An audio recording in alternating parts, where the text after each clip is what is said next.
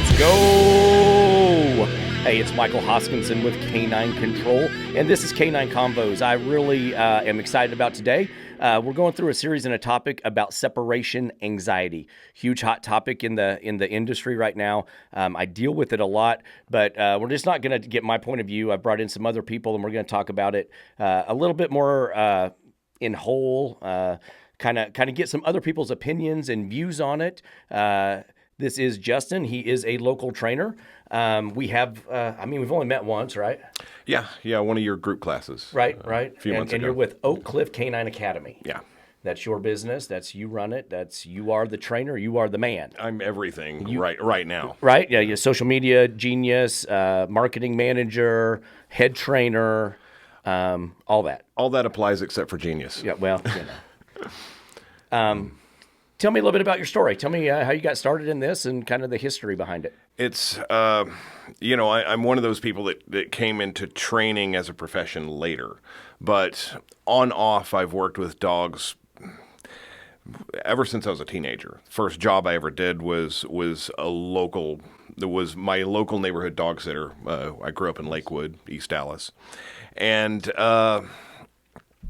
it just kind of went from there. There in my late teens, I started doing volunteer shelter work. Nice. And that was where I started actually learning some behavioral stuff about dogs, which would ultimately lead me to where I am now. And shelter work was where I kept it through early adulthood until really my early 40s, I guess, when I became a commercial handler, and then ended up almost immediately getting into training.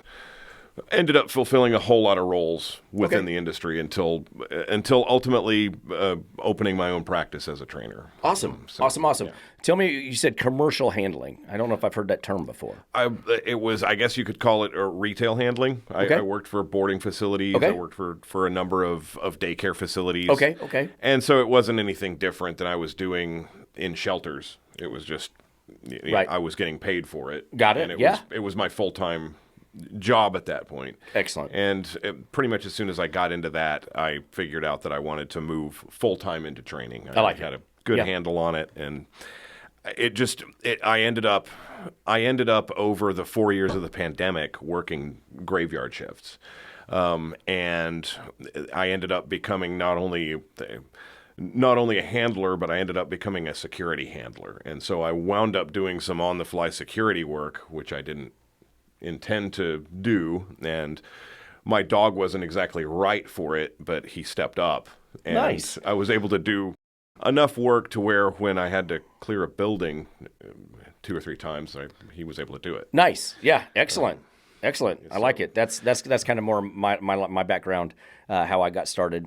Yeah, so cleared a building or two. Yeah, I was in it Fun roof stuff. Korean style, so I make no pretenses about knowing what I'm doing in that area. At least not yet. So I talk a lot about, and I guess I make fun a lot about it these days. I get into all these behavioralists and veterinarians and trainers that have all the alphabet after them. They've got this certificate and that certificate and da da da da da da. What's your credentials? I need to know where are your certifications at?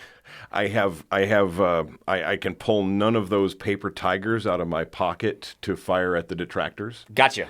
Well, you mean you haven't Googled one up for $50 yet? You know they're on Google. You just search one up. You'd be a dog trainer in 6 weeks. As an IACP member, I might go for that as something to hang on my wall in case I need to point to something ever just to chill someone out. But those are all toothless. And most of them, the reason why I would go with IACP is that it's not a dogmatic organization. When, at the conference in September, there were trainers of every discipline, or not every discipline, but the spectrum. Right. You had your NAPOPO trainers there, and then you had people like Mark McCabe, who's not a positive only trainer, but he calls himself positively balanced. And so the information with that particular org, I think, is going to be essentially free of confirmation bias. It's not going to be in an echo chamber. Yeah. I mean, it holds more credit in my world and how I view things and see things. How valuable have the years of experience of you, like basically immersing yourself in dogs. How valuable has that been to get you to where you're at today? Indispensable, because when a whole lot of the pandemic dried up a whole lot of opportunities as far as... You know what's funny? The pandemic made me. It made me. It literally, I went from doing well to doing extremely well. I was working 70, 80-hour weeks. I was getting no days off. I went no days off for almost 3 years because I do in-home. Yeah. I'm one-on-one in-home. I was the only guy still going out and doing it. Now, I've had COVID 4 times, but it was crazy for me. And now it's just like, oh, you're the guy. So I was like, I'm the COVID guy. Yeah, I'm him. Let's go. Yeah. And if I had had the same aggregative experience during that time period, it probably would have been a different course heading for me. But I used that time period to, okay, I can't socialize with the people that I know, not most of them. Some people were totally willing to hang out. Others were sealing themselves away. Sure. And that just was what it was. And so I just used that time, started working 60-hour weeks, and just all of my awake time was pretty much devoted to just handling dogs. And I already had good fundamental training in me. I could teach, anyone can teach obedience. Once you get the basics down, you can put a dog through basic obedience and get it. But that was where I started really paying attention to behavior, how my body language affected the dogs. Nice. Which, all the way down to which way I turn my feet, which side of a door I'm standing on. All of those kinds of little cues I was starting to pick up on it, starting to make sense. You're seeing patterns arise, and you're like, oh, that makes sense. That's happened more than once. That might be something to that. Mm-hmm. Okay, so let me ask you this. Breed-specific training or personality-specific training? As far as how I approach it? Yeah. A little bit of both. Okay. If I am approaching a black lab, there's a less chance that I'm going to have an issue with that dog. But I've known working line labs that would bite the hell out of you for little to no provocation. Same as if I am approaching a Belgian Malinois. If that dog's not had any training, the chances that I'm going to have to take that dog into an open space and just freeze him before I can get any information to him are going to be higher than they are with the lower drive dog. And so it's all a case of definitely take in the information as far as breed goes, but there are exceptions to the rule, and breeds change over the years. Oh yeah, I mean, there's definitely a difference between a backyard bred dog and one that's bred to do something. Yeah. From somebody credible. So big time. I'm big on personality. The thing that got me like COVID, I had at one time, I had 15 working dogs in homes because the working dog breeders were the only people that had dogs. And I'd walk in. It was funny. I'd walk into the house and I'd look at the dog and I'd like, oh, good Lord, where did you get that dog? They're like, why? I'm like, well, that's definitely a working line. They're like, what do you mean? I was like, well, show me the Facebook page or wherever. Show me their web page. And I was like, yeah, see, look, working line. I was like, God. Oh yeah. And I mean, the Dutchies, the Mals, the Germans. I was like, oh, come on, guys. It was rough. It was rough. I can point out a working line shepherd real often 100 yards away. I was attacked by 2 dogs in September. One of them was a working line shepherd. And I'd been watching that dog's owner walk him for 2 or 3 weeks, and he was 5 months old. And I was looking at his body language and his eye contact with humans and dogs, and I was like, that he's not getting enough information from his handler, and he's on his way to becoming a reactive dog. And I even went up to her and said, she was a teenager, so I said, here's my card, give it to your parents. You need to call me as soon as you can because you're 2 to 3 months away from that dog exploding on someone. One turn of the earth later, that dog was biting my leg. Yeah. Yeah. I mean, when you're around it long enough, you pick up on it. Yeah. Right. And that's the whole thing I look at. Matt and I were talking about it. It was like 10 years ago, 15 years ago, something would come up on Mansfield's Facebook page. there would be, looking for a dog trainer, and there may have been tops 4 or 5 people that were listed. The Mansfield moms at one point, they'd say, who's a dog trainer? And there'd be 31 replies. Just call Michael, he'll handle it. And it was good. Mansfield Moms has been wonderful to me. It's a great organization. They'll make or break a small business, I can promise you.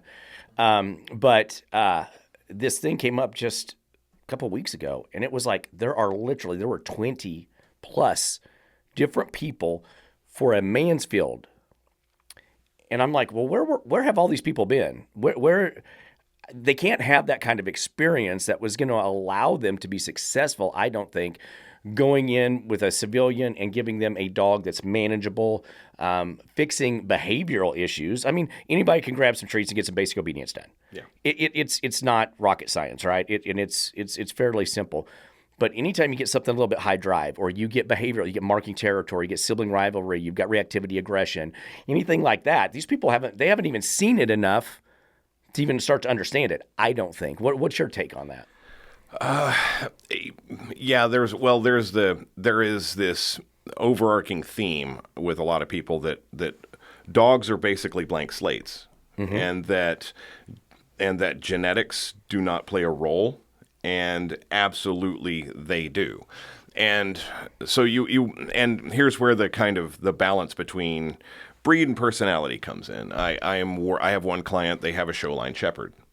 And so most people, they'll get a show line shepherd because they want basically a lab in a working dog outfit, Yes. And this show line shepherd doesn't have much guard drive, but her prey drive, her pack drive are pretty much through the roof. And the prey drive is so much so that I want to go all the time. And so here you have this show line shepherd that apart from the guarding instinct is closer to a working line shepherd. My plan is to eventually get this dog on an agility course, just so that she has that kind of real structured release that she'll benefit from and grow from and kind of become her best self. She's obviously not an IGP dog or PSA dog, but she'll rock an agility course. And mom wound up with this dog, and I say mom because it was her daughter's dog. Yeah, I never heard that story. Daughter's dog got too much dog, didn't work the dog. Sent it to a trainer down here, and I'm not sure who it was. Might have been you, or it might have been Justin Ward, or I don't do board and train, so it wasn't me. Okay. If I do, it's very selective. Right. Very selective, because I don't have a facility, so they come stay at my house with me. Yeah, so. And that can be done, absolutely. But board and train is what it is. It has its advantages and it has its disadvantages. I'll just kind of how you go about it, but. There's that like counter to the lab that was wanting to bite everybody. That was one of the first dogs I ever worked with. Yeah, one of the funny things is one of the dogs over the years, like so this is marking like 34 years. I've been on the civilian side since 2005 in this area, but on the civilian side, still to this day, one of the most dog aggressive dogs that I have dealt with, golden retriever. Go figure that, right? Oh, the golden little baby puppy, this was nice. I was like, I legit had a female golden retriever. We were working it in front of the lady's house, and across the street, there was an Akita, and it had a head. It would stick its head through this little hole in the wall and bark at everything. Well, mom wasn't paying attention, and I mean, that dog kind of shot off and pulled the leash right out of her hand, went over there and grabbed that Akita by the head and was trying to pull it through the fence. And I was like, wow. There are some Goldens with boss energy. Yep. I worked with one for years named Goose, and he was about a 70-pound Golden. He was a big boy. But he would take, and I would handle him in group environments, and that dog would take no shit. And these bulldogs would come up and start fights with him, and I had to pull him off of more dogs. It's crazy. To break up more fights with him and another dog. And this was a Golden. He was just high energy. Yep. He bit me on the hand by accident one time because I was holding a ball and just. Oh yeah. Had that happen before. And of course, English Goldens, you see them doing IGP and sure. You see them doing bite sports, and they're often really good at it. Yep. Okay, let me ask you this: How is your business structured? What's your niche? What's your bread and butter? What do you do? Basic obedience, obviously. The stuff they need to keep them alive. I do agility. Okay, nice. I will once I have the course set up, but I know how to teach it. Excellent. And behavior modification. Of what behaviors? Reactivity, including dog aggression. Really, really fearful shutdown and learned helplessness kind of stuff. The only things I don't do right now are human aggressive dogs, just because it's a little touchy. I would do better with that with a crew so that I have at least one spotter in case things go haywire. That would be, I'm not sure how I would structure that, whether I would do it in what will be my facility or in the client's home. I haven't even made up my mind about that, but also there are so many dogs that are reactive towards other dogs. Mm-hmm. And whether it's aggression or whatever, that needs help. The amount of energy and resource I would put on let's go here.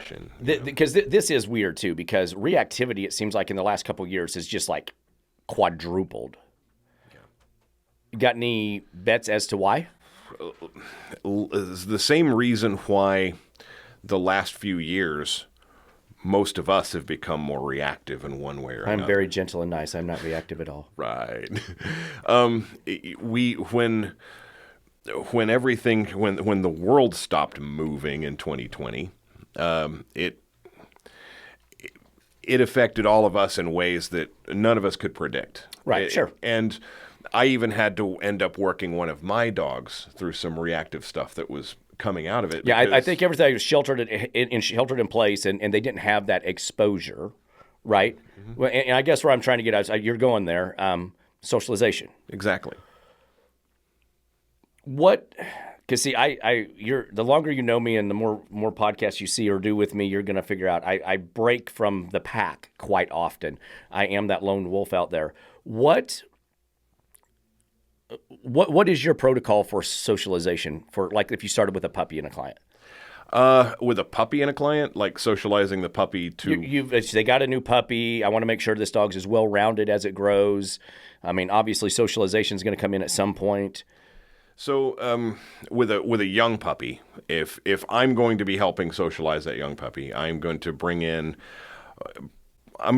my best-tempered dog, which would be Demon, the one you met. Yes, very neutral dog. Very, very neutral. And I would allow him to, most likely I would use him to kind of teach the other dog manners, and that's one of those cases where I'm going to go ahead and probably use a dog. I mean, you have to get him around another dog, so sure. I'm just going to use my dog rather than say, hey, just let him play. Play isn't socialization, and dogs don't learn etiquette just playing with other puppies. The moment you remove mom dog from the equation, where she's going to correct them and show them the way, or even dad dog in some cases, yep. Then they have no guidance, and they're relying on their yeah. person for that. And should be. That can't be just let them play. That theory is what goes into dog parks, which sound wonderful in theory, and in theory they're great. In theory, the de facto reality, living in the real world is different. Yeah. What I tell my clients is, I'm going to teach your dog how to act in a social situation. That's what socializing is. Whether it's around people, whether it's around dogs, whether it's around cats, whatever it is. But my stance is always, we are going to learn all of our basic obedience first. We're going to have our heel perfectly done, and then we're going to move into the world. And then we're going to start exposing you to the world, to different things, to people, to kids, to noises, to buses, to motorcycles, or whatever. And then using that leadership and that trust I've developed with that dog to let me handle it and it not have to bark and lunge at it thinking it's bad. I just see so many people, they just think taking the dog into the scenario and just letting their dog do whatever, and all of a sudden it's going to hit one day, 3, 4, 5 months later, all of a sudden the dog's going to be like, oh, I'll just walk around and be a good dog now. I don't have to bark and lunge and be all crazy when I see other things.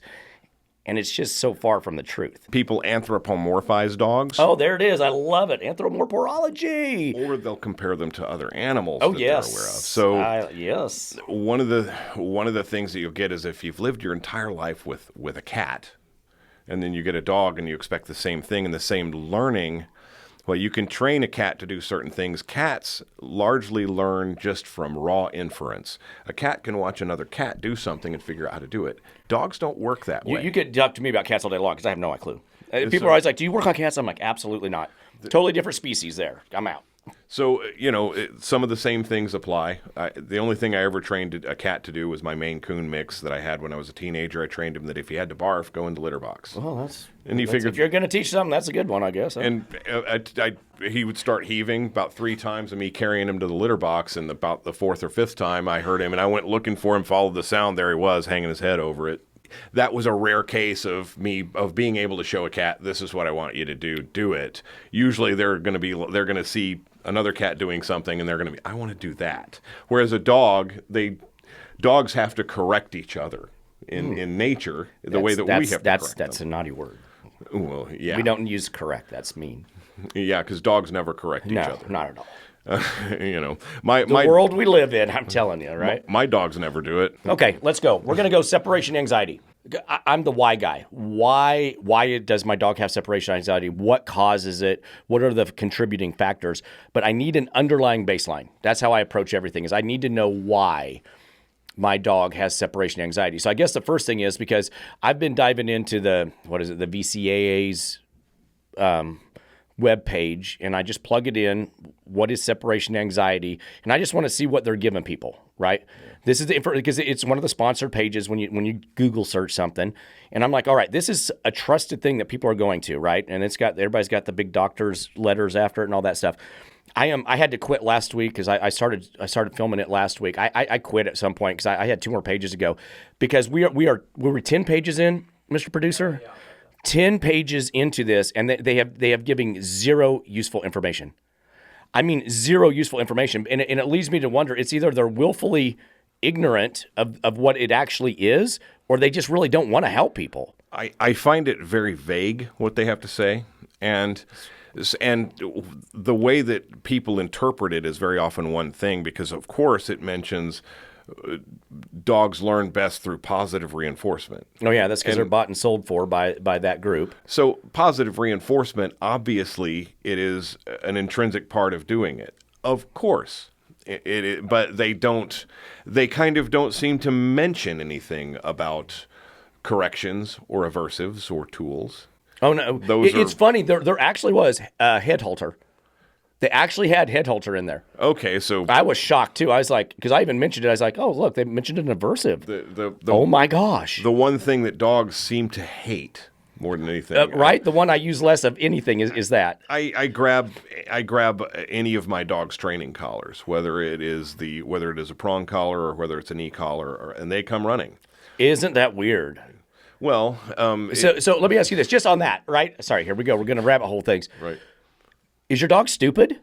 Does he not know you are going to impose physical pain and crush his spirit and suppress his wishes, desires, and feelings? He must be an idiot, huh? He must be. I mean, according to a whole bunch of people, I've completely broken our relationship and ruined him psychologically. But he has a funny way of showing that stuff. Don't believe what you see. Don't believe, that's what they tell you. Don't believe what you see. I break out that e-collar. My dog comes running. He's like trying to stick his head in it because he knows he gets to go have fun. Yeah.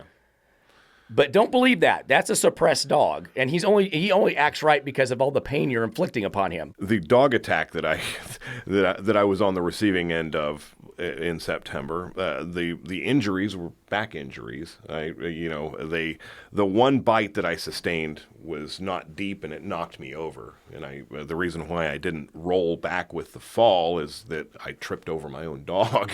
I've fallen on my back dozens of times in my adult life. It's where martial arts from my teens kicks in and I just roll. This time I fell flat, So I've been on a TENS unit for, well, I'm now doing home, but second time in my life I've spent time on a TENS unit, and they put you to sleep. They are so comforting, right? Right, but because it's an electrical current that is technically shocking me, it must be awful. It is. Now watch. This is what's funny, because I've had a bad back for years. So sometimes when you go in and they put the TENS on, they forget to reset it from when the last person was on it. I don't know if that's ever happened to you. Okay, so on the one I was on, I could start. I started at around 7, but by the end of my like 20-minute session, it was up to like a 10 or 11 because every so often you can turn it up, right? Yeah. But sometimes they had it on that 10 and they just turned it on, and guess what I did every time? Oh God! And they're like, "Oh, I'm sorry, Michael, we had it turned up too high." Well, of course, I'm perfectly fine. Did it catch me off guard? Yeah. Yeah. And that's all that little. Oh, they're like, "Oh, you okay?" Sorry, Michael, up a little high. But I would surpass that number after a few minutes of relaxation because it's not painful. It's not. Did it ever make me not want to go back and do it? No, I was always there for that appointment. Let's go. So I've gotten some funny looks in my neighborhood because I'm one of the dogs I'm working is a Dutch Shepherd. Oh, I love that breed. Oh yeah, and he's great. His name's Sam. He's awesome. He's an amazing dog. But when his owners, and this is a Czech Dutch Shepherd from the Czech Republic, and he's IGP1.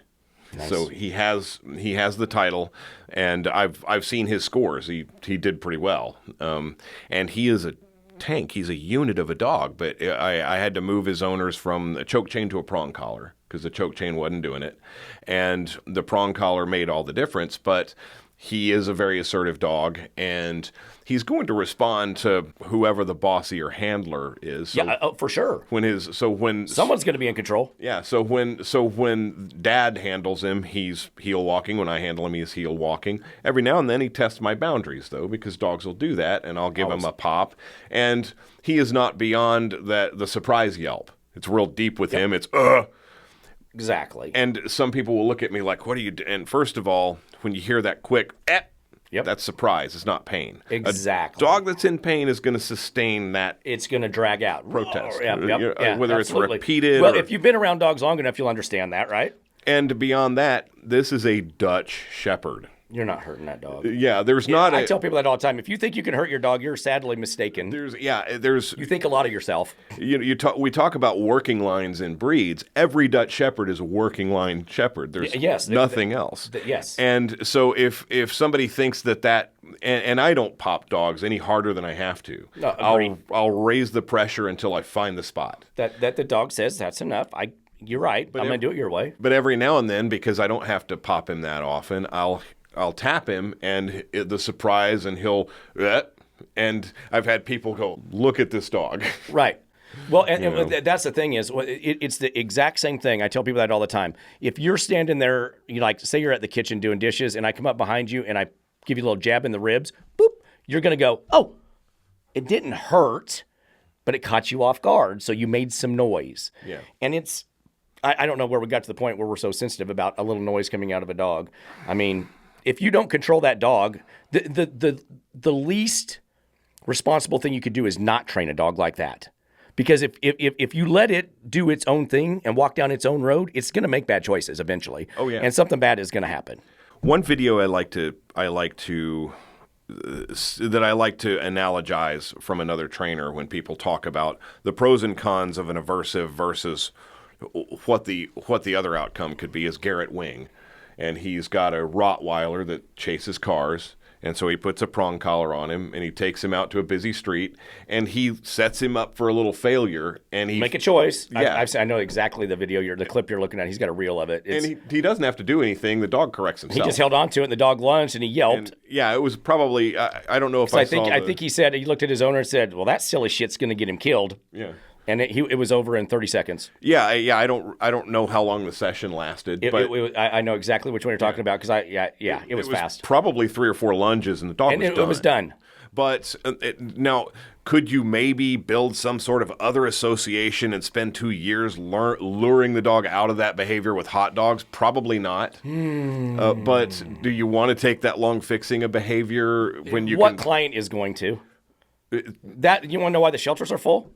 Because dogs don't get fixed in a timely way. They need to see results. They need to make it easier in their life. And it's unfortunate, but people, all these Karens out there talking about, you need to take the time and not be lazy and do it. People don't have time. I don't know what they do for a living and what goes on in their world, but we don't have that kind of time. I think people also don't really understand the kind of the brain science side of it. And one thing that one side of the argument likes to say is that is call upon science. Pseudo. And I love Robert Cabral, but I don't agree with him that science has no place in dog training. What has no place in dog training is one particular discipline becoming ideological and trying to monopolize science. Agreed, yeah. Because if you listen to some of your Napopo trainers, like if you pay enough attention to Justin Rigney's content and you hear him start to talk about brain science and brain chemistry, and then when you start to explain some of those things in a chemical way. Sure. So, it's one of the things I see people do all the time. And there's a colloquial explanation for the person who has a dog that's become reactive, so they pull him off the walkway when there's another dog coming, and so they're automatically reframing things for the dog, and then they stop and park them, so now there's no other movement to keep the dog's neutrality anywhere in play, and then they maybe do something even dumber like stand behind the dog. So what is the dog going to think from that? Is I'm point so naturally, and then the dog is already looking. It's locked on now because it's been put in a standstill, and so now it begins to load. It starts to growl, and then owner sits down and starts to pet it. And Adam Spivey has a video on this where he's petting a dog, and he says, if this dog's growling at something and I start to pet him, I'm rewarding it. I'm saying, yeah, go get him. Here's the science on why that works, is that a dog that's in a load, their adrenaline's building up. Mm-hmm. And the adrenaline's doing this, and there's a little bit of cortisol going with it. Mm-hmm. The adrenal gland produces both of those chemicals. And it can only really produce one in high quantity at the same time. Now, if it's producing adrenaline and you start petting it, you're giving it some oxytocin, but you're giving it dopamine. And dopamine in that state starts to oxygenate in the animal's blood. Yep. And that turns it into a compound of adrenaline, which the adrenal glands then turn into just more adrenaline. Yeah. So you're not calming the dog down, you're amping it up more. You are, and 100%. That prong collar pop causes a surge of cortisol. And so the adrenal gland goes, wait a minute, boom, and it starts producing cortisol, and the adrenaline goes. Yep. And see, the hard thing is if you said that to a client, they'd look at you and go, well, they're okay, what do you want me to do? Just pop the dog. Right? Pop the dog. Understanding why we do it doesn't always have to be explained to a client of why we do it, but you got to know that the results, how I'm going to get the results and what it's actually doing to the dog. That's what I tell my clients all the time. It's like, as we go through this, there are things your dog is going to do. We're never going to get to separation anxiety at this point. But I always tell them that your dog is going through a series, but I'm watching respiration. I'm watching dilation of the pupils. I'm watching a bunch of things on that dog that you don't know that I'm watching, so I can manage that dog. You cannot educate an adrenalized dog. Yeah. They're past it at that point. So that's where your timing comes in. That's where jumping ahead of it and being proactive with correction, not reactive. Yeah. So, and it's funny too. So we talked about that. You were like, you don't like to sit a dog. I always sit a dog. Well, but I don't let the dog hyper focus. That's where I change it. So I sit there. I want them to look at it 30 feet away, obviously, right? Yeah. So if it's dog reactive, as soon as those ears pop, correction. Well, until the dog drops ears and gives me the, okay, leave it alone. And I've watched you do it. And sitting a dog as part of the other process, as part of a greater process, Ivan Balabanov uses a similar technique. Yep. And I love Ivan. And he will let the dog fail and lunge, and then he'll put them through a process where if they're still thinking about it, he continues to dial them back. Yep. And then, because the release of the correction from the prong collar causes dopamine to start actually flowing unhindered by adrenaline, then once you got the dog to a more neutral place, then you can dial them somewhere more positive and bring their brain to a more balanced mindset. Yep. We all know the analogy of the prong collar mimicking mama's teeth. Right. And so when mama picks up the puppy to carry him over floodwaters or burning brush or whatever, and you see those paws go up. Yeah, they just fetal up. And that's to keep them clear and unharmed, but that's the cortisol taking over. But then when you see mother dog let the puppy down, that quick release, and you see the puppy sometimes try and get up, and they're wobbly. It'll stumble, fall over, and then it'll fall this way. And that's because it's all high on that dopamine, and it takes a minute for that to process. And so and you can take that little dopamine rush that's just calming the dog down from the correction and actually bring them into a positive place. Yeah. Good Lord, this thing. I don't know. I'm going to have you back on, and we'll do a real one on separation anxiety. So, what did I see just this week? How to trim, of all things, a cat's toenails. You know what they did? They legit grabbed it, bit the dog or the cat on the nape of the neck, and the cat they just started trimming the nails. I was like, it's so funny that we're just talking about that. I just saw that video. Same concept applies because mother cats, pretty much all predators, do it the same way. That's residual. Those nerve endings don't go away. They're like, think of them like acupressure points. Yes, 100%. So do we separation anxiety? Yeah, we gonna talk about it? How much time do we have? We got 23 minutes and 5 seconds. We can talk about it. We can get pretty deep in it, right? Because I think part of the problem. It comes from the same things we've been talking about. We've been talking about it in the framework of like leash reactivity. Right. But a lot of the same principles and problems apply with separation anxiety. What causes it?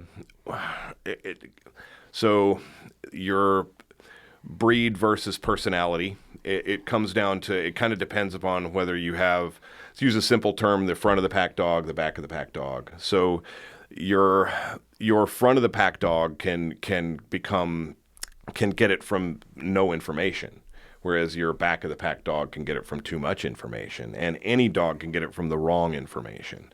So one of the worst cases of separation anxiety I ever saw was a Dogo Argentino, a young Dogo Argentino. Had been a very well-tempered young puppy, but a working athletic Mastiff breed that was bred to scare off bears, right? I don't know if they have bears there, but scare off pumas and Well, then big cats and stuff like that. Yeah, and it actually has been taken up by people where there are things like bears. And it's a Mastiff breed. They'll team up on a larger predator and run it off. And they're used for hunting. It's a big working breed with a lot of drive. And if your understanding of dogs is your showline lab, where the dog may be okay with very little to no stimulation, and then you try and you do that to a Dogo, the first time that you leave home, which with a lot of people can be the day that they get their puppy. If you get a working breed puppy and you bring it home and you interact with it for a day even, and then the next day you just go to work. You haven't crated the dog, you haven't given the dog any information or given any parameters, and all of a sudden everything goes quiet. And that dog's brain, which that puppy, that high drive puppy's brain is on overdrive, it goes nuts. And all of a sudden you come home and your sofa cushions are torn open, your blinds are ripped down, your sock drawer has been ransacked and is all over the bedroom or whatever's going on. And so there's a dog that literally went from information overload to everything goes quiet. And that is enough in a dog like that to induce panic. A human analogy to that would be, you hear about people going into sensory deprivation tanks, and a few minutes of literally having no input, and they're freaking out in a panic attack. I would probably be one of them. I probably wouldn't. That would put me, that negative punishment of a sensory deprivation, that's going to put me over threshold fast, because I'm always wanting information. Most of us do. Right. Why do you think that, like, I get typically my separation anxiety, like trying to get out the door where their owner left? Do you see that? Like, they leave and they're like trying to rip up the front blinds because they left out the front door. People that leave through the garage, the dog's trying to scratches up and claws up the pantry door going into the garage. That's usually where it starts. And generally when you see this, it's because somebody recorded it, and then hey, this is what he does. And it's going to start at the door, and then when that doesn't have the effect, it's going to redirect. So the Dogo, his name was Messi, he would probably try and find another way out to try and follow, because a lot of those really intelligent breeds like the Dogo Argentino will do that. If they know the exits to the house, and they are capable of abstract thinking. I can go out the back and hop the fence, and end up in the front. Yeah, they're spatially aware, and they know their way around. They're not dumb.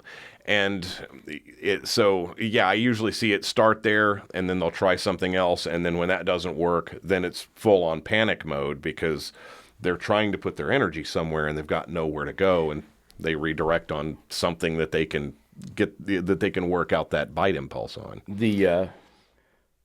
Chewing for a dog is therapeutic. Mm-hmm. It is absolutely stress relief for a dog. It's calming. It's the same thing I tell people. It's like people that smoke. They get like a little bit of they're like I need to light up. And that's what the dog does. It chews. You can actually tell when a dog is stress chewing because they cross cut. The back jaw will come across and makes that terrible as opposed to just normal chewing. Yep. Okay, do you find a specific personality more likely to have separation anxiety?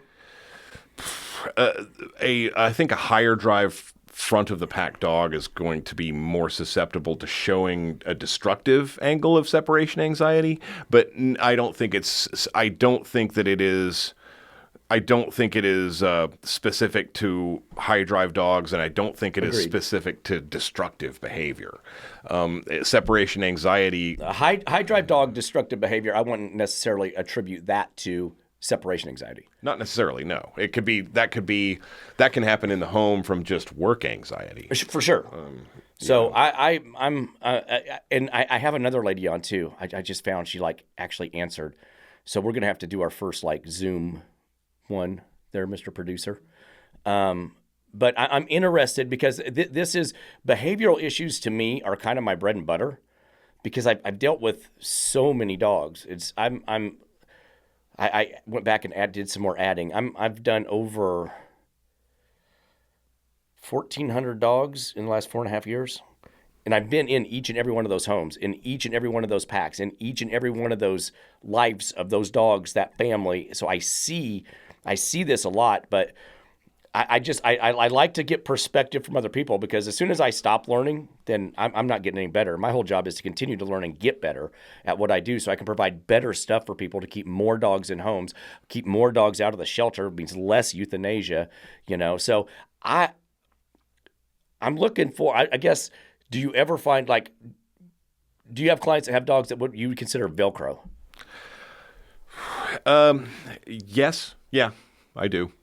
In some cases it's endemic to the breed, and in some cases it's lack of leadership on the part of the dog owner. I have one client from years back that I haven't actually worked much with her with one of her dogs, but she's got a cattle dog.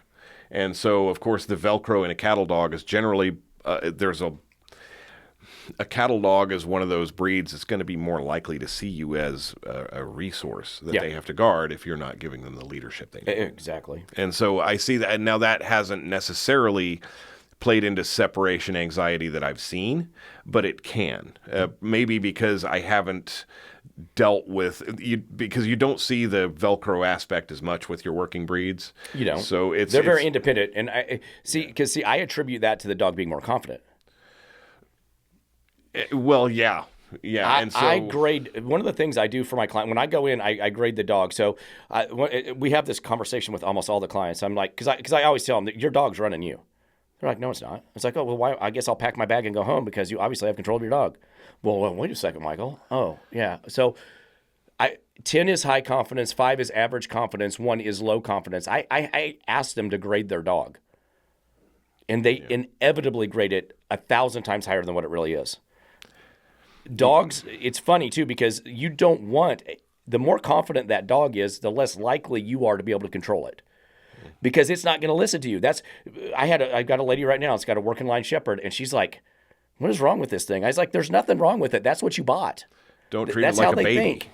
You can't. Yeah, it's not going to respond the same way. Either you control it or it controls you. Yeah, you don't want a dopamine-addicted shepherd that you have given so much positivity to that they don't have a counterpoint, that they don't have rules and boundaries. Because if they don't know those rules and boundaries, they're going to decide what they are. Yeah. So like I always and I'm going to do a whole hour on this, on my take on separation anxiety, what I see it. what the common factors are. One of those common factors is that dog is always going to be a Velcro dog, almost exclusively Velcro dog, and it has poor self-confidence. Yeah. And those dogs are worrywarts. They're worried about everything. And that's your bottom line underlier. That's why they're doing that thing. But I was looking at something else online today, and it's well, I've said it on the other podcast. Lack of chicken did not cause an issue. Therefore, adding chicken will not fix an issue. But leadership almost always will show results. Yeah.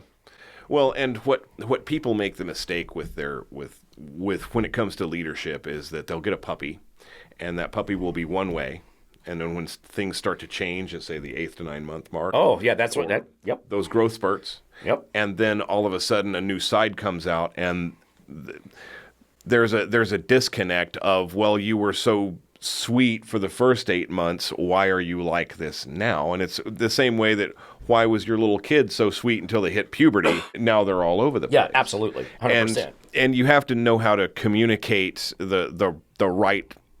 You have to be able to communicate that correction the right way. So Messi, the dogo, I keep going back to him because his owners literally did everything wrong.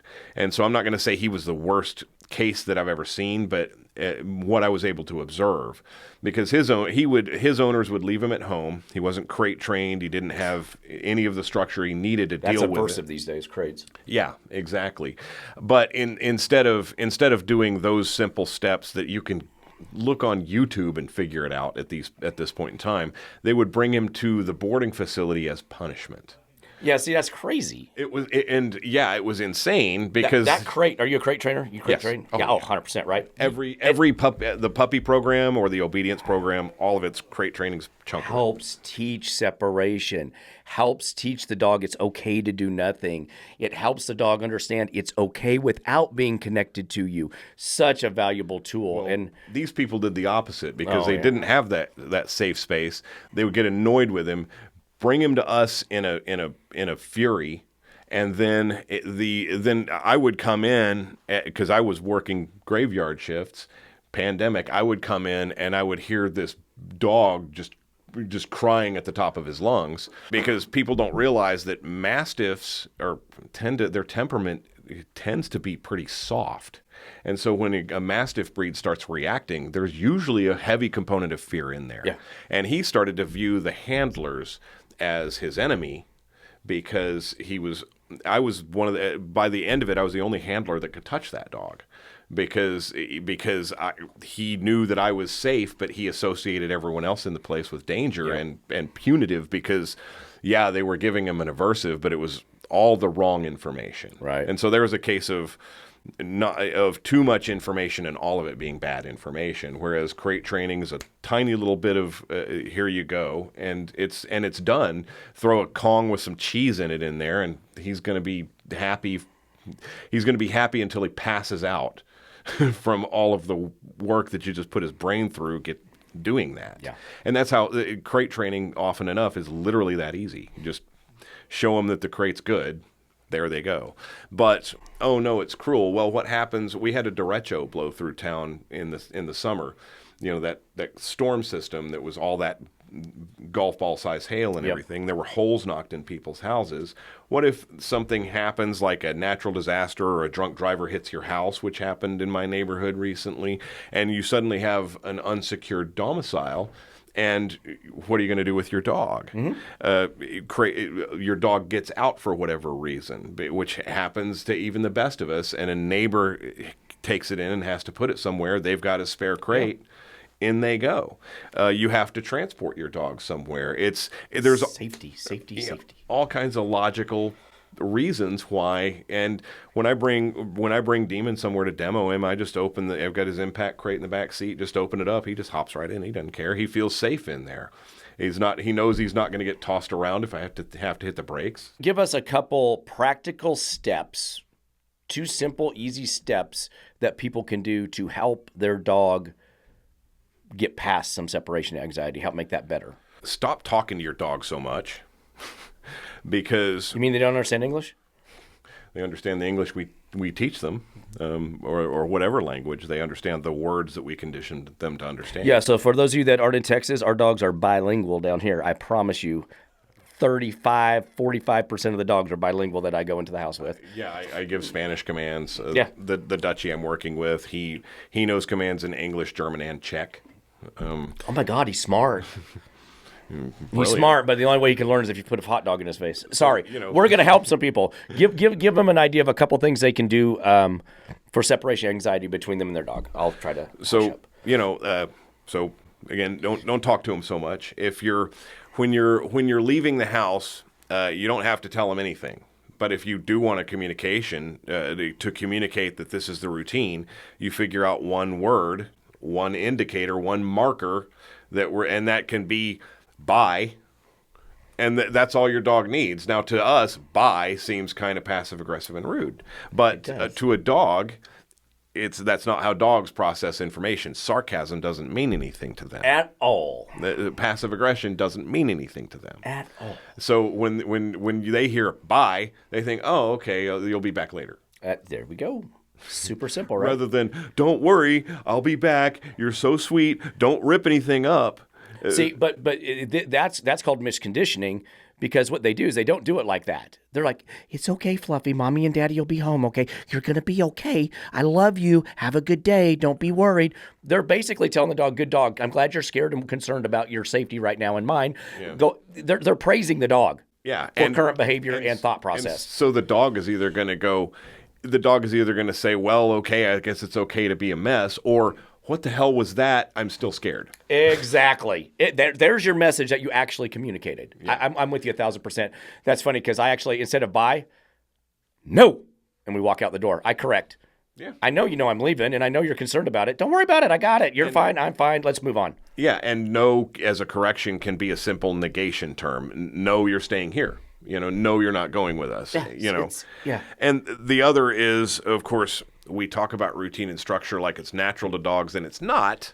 That's another conversation entirely, but it is essential because we're teaching them to live in our human world, which is full of routine and structure, and that's security, and that means crate train your damn dog. Please. It's not if you don't use. You mean when they whine in there, you shouldn't put them in your bed? You should ignore them. And let them out when they calm down, and make sure that the crate is not a punishment. It's just a routine, and it's their safe space. Don't punish your dog with the crate. Don't build a bad association. Why? I've never seen a dog putting their dog in timeout, so I'm pretty sure it doesn't work when we do it. Exactly. I'm pretty dog based. I tell people all the time, I'm married way up. Yeah. Out of my league. Super smart, super pretty. She didn't do so well on this side, right? But I'm like, people, you're not getting anything of that you're doing. You're doing it so backwards, so wrong. Just take a breath. They don't think like you. They don't talk like you. They don't do life like you. Keep it simple for the dog. But everybody wants to complicate everything, and you're being mean to it, and you can't do this, and you can't do that. And it's just like, there's a reason the shelters are full. Well, so when you give that sharp command to your dog, no! There's volume to it. There's presence to it, but there's not anger in it. No. And that's one of the things that people misinterpret, is that sometimes shouting at a dog is just communication. I'm getting this through so that it's clear. And if you listen to me when I am shouting at a dog, hey, come. There's not anger in that. No. It is just, it's volume, and dogs appreciate that clarity. But I'll raise my voice to a dog sometimes in public, and I'll get a shocked look from somebody, but then when the dog gets to me, it's all praise. Exactly, right? I mean, I've known dogs that wouldn't respond unless you shouted at them, and they would ignore you. And then when you barked at them, they'd turn around and come, on my way. All the happy body language and everything. All right, here we go. Yeah, dogs talk dog; they don't talk human. Exactly. And that's that anthropomorphology, is putting all that human interpretation on it, and that's not at all what the dog is getting. They think, but they don't think like us. They feel, but they don't feel like us. They're different. Couldn't be said better. Yeah, if they were the same, we'd be the same, right? Precisely. They could go to job and get a job, and I could stay at home and sleep on the couch. I mean, even those animals that are really, really similar to us have not achieved what we've been able to achieve and don't think the same way. A But gorilla is very similar to a human. It doesn't think exactly the same. It's 2 chromosomes off. Yeah. But and see, that's it. It's just the whole industry has gone that way. It's just, don't believe what you've seen, what's been true for years. They're not pack animals. There's not a dominant dog. There's not an alpha dog. Do these people even train dogs? If you're in it, how can you not see it? I have lay people that do this. I have women that foster women. Like, women that foster dogs are loving, caring, the sweetest people, right? They are not hardcore trainer like Michael and going to do. They love dogs. That's with every inch of their being. But I work with a whole group of them, and you can see how they over time they're like, nope, that one's in charge, and she's being a bitch, Michael. I'm like, finally came around to seeing it, didn't you? And she goes, it's so obvious now that I'm looking at it, what is actually going on. But if you don't look at it from that dog's point of view and understand that, people are not going to be successful with what they're trying to achieve. Well, people also misinterpret what dominance is. Proper dominance is Here it comes, people. Just listen to him. I have no idea what he's going to say, but listen. Well, people consider, because Schenkel, who came up with alpha theory, then did walk a lot of it back later, because he went from viewing captive wolves to wolves in the wild. But what he decided on that is misinterpreted. And what he figured out is that dominance does happen, but it is not a case of I'm going to hoard all the resources for myself because I'm in a weird situation and I'm scared and I don't know what to do. What he found is that the adult wolves, the older wolves, mom and dad generally, the pack leaders, when you see what he would observe as an alpha wolf, dominant wolf, come in and get aggressive with 2 of the subservient wolves and then back away. Yes. Over a kill, it's because he's saying, don't take it all, leave some for everyone else. That's why that exact same dominant wolf, before any of his puppies are born, if he brings home a small kill and it's just him and his mate, she's going to take it from him. And you know what he's going to do? He's going to let her. Yep. It's like us good submissive alphas do at our homes. And what a lot of your R+ folks don't realize is that if they're using treats and then withdrawal, negative punishment, which every R+, yep, they will withhold the food even for a second to get the behavior that they want. Yep. That's dominance. Yes, because it it's is. Controlling resource. Yes, it is. Now, you can be talking sweet to that dog, and you can be keeping that dog calm, and you can be petting that dog to teach it that touch while you're feeding is okay. Yep. And that dog, that's a bonding experience. They're tasting your skin while they're licking that food off. But you are absolutely dominating them, because you are controlling what they do, and you're teaching them to be calm. And so you're teaching them mood and behavior as well as obedience. One of the podcasts, I forget which one it was, but they're trying to change the value or the meaning of a word. Right? That's what I see that is so bad. And it was, we were talking about, don't tell your dog no. Well, good Lord. But they were talking about that we were talking about dominance and alpha dog and stuff. And it's all this circular reasoning. And when I broke it down, it all came back to the same thing. But dominance is not a bad thing. Correction is not a bad thing. It's how you use it. If I'm dominant to be evil or rude or mean, yes. If I correct to inflict pain, yes, that's bad. Those things are bad. But when it comes from a good place to get a desired result that helps the animal be better, it's positive. So I was doing distance work with Demon at a park last week. And one of the few times that I've ever pushed him over threshold, and I did it deliberately. And it was because I had put him on a tree stump in a sit, and I walked about 100 yards from him and then gave him a distance recall. And he screwed it up, and somebody had left a squished sandwich about 10 feet from him, and he went over to that and started chowing on that. And so I didn't even tap his e-collar, because he's going to ignore it. He's fixated on the food. He's not going to care about the e-collar. He's not that high threshold, but that wasn't going to work. That's not how I like to actually correct the dog. So he went into that. I gave him his out command loudly and started marching towards him, straight line. And he looked up and saw me coming. And he immediately started to regurgitate the food. Yep. Because I was putting pressure on him. I never tapped his e-collar. I never even touched him. Got back to him. He's still heaving it up, and I made him continue to work while he's processing it. It put him back on the tree stump, and he's still. You're so mean. And then I walked the distance again and just made him do it all over again. But and a lot of people who might see that and go, "Oh my God!" But I don't know what you're eating. That's got to come. There you go. Thank you. And if I can push you over threshold with my voice and my approach, with spatial pressure and sonic pressure, and your system takes over, then that means I don't have to jam my finger in your throat or anything. And what you're eating is probably okay, but I'm not going to take that chance. That was probably a homeless person. I don't know what kind of drugs are in their body. Yeah. Fentanyl's everywhere. But when I got him through the exercise again and called him back to me, when he got to me, I made sure that I was proud of him for getting it the second time. And I made sure that he forgot about, at least in the moment, what happened there. Right. And since then, he's been quicker. If he diverts on food, and he's done. Yep. You got to pressure test. I'm always telling pressure test. Yeah. We had 46 dogs at my last group class, 46 or 48. And I put the drone up for the first time. You want to talk about pressure testing some dogs there? They were like, I don't know what that thing is, but it's hovering and I don't like it. So it was interesting to see, and it gave my clients something new to work for. So your birders might have liked it a little too much. Right? Man, I appreciate it. This has been fun. Definitely probably have to have you back on just to talk dog in general. I look forward to it. I mean, I like where you're coming from. I think we see eye to eye on a lot of things, right? And it's this whole separation anxiety thing is interesting because I deal with it a lot, and I just want to help people. One of my big goals with this is to help people realize, and I harp on this all the time, people I know, but somewhere between 9,000 and 13,000 dogs a year are dumped in Dallas alone. I think we saw the stats somewhere around 1 million dogs a year euthanized in the United States. I mean, it's and I'm promising that 99% of those can be probably fairly easily fixed with the right approach.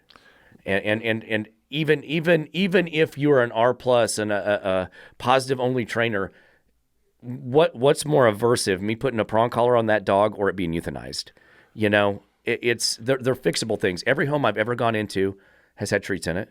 So if treats was a cure-all, fix-all, we wouldn't have problems. $24 billion a year spent on treats in North America. Too many treats can create the problems. They do. You know, my favorite was PetSmart's Leave It, Take It. I had so many clients like, my dog just goes and gets my shoe and sets it on my lap wanting its treat. I know, you misconditioned it. It thinks when it gives you the shoe, it gets food. I never thought of it that way. You know? So, yeah, we're going to have you back on for sure, sir. I appreciate you coming in. Thank you so much. Plug yourself again. Let everybody know where you work at and what you do. I'm Justin Dillard with Oak Cliff Canine Academy. I do obedience, agility, and behavior modification. So see, people, you don't have to always fight with all your trainers. So you R+ trainers are more than welcome to come on too. I'm going to give you the same respect that I give everybody else. So look me up. We'll run it on the Chiron. We'll put my number up there, all my information. Anybody wants to be on, we can Zoom it. We can come in live one-on-one. You don't have to be scared. It's going to be okay. I'm a nice guy. But again, K9 Control. This is K9 Convos. I'm Michael Hoskinson. I appreciate you all tuning in. I hope you're enjoying this series that we're doing on separation anxiety. Stay tuned. It's going to be about 4 or 5 parts long. And then on that last one, I'll give you my take on it and some fixes that you can implement in it that may just help you and your dog get over some stuff. Thank you very much. Happy training. You guys get out there and have some fun.